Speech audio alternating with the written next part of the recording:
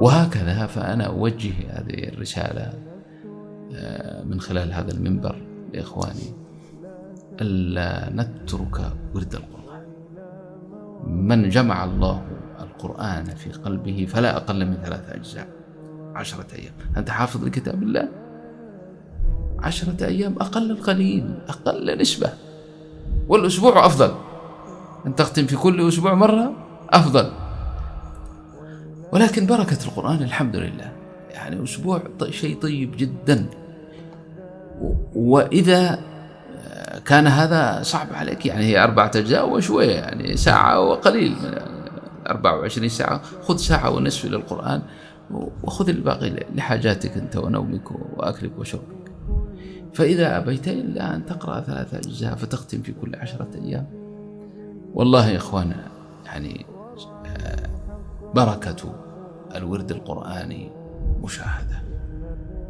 يعني الذي يتخذ وردا من القرآن لا يتركه ويجعلها على نفسه كالصلاة المفروضة. أرأيتم أحد يترك الصلاة؟ يعني الصلاة المفروضة حتى لو نسيتها أو نمت عنها تقضيها. فكذلك يكون وردك من القرآن لو انشغلت بشيء ما.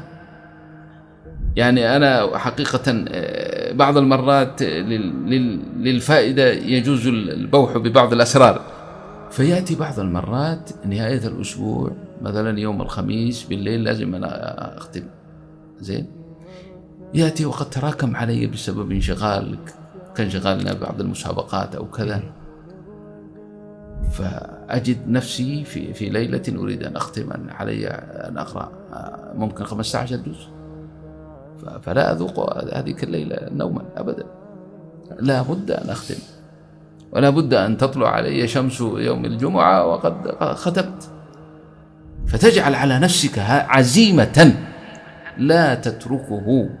إن فعلت هذا والله لتجدن بركة القرآن تعمك أنت وأهلك ومن حولك.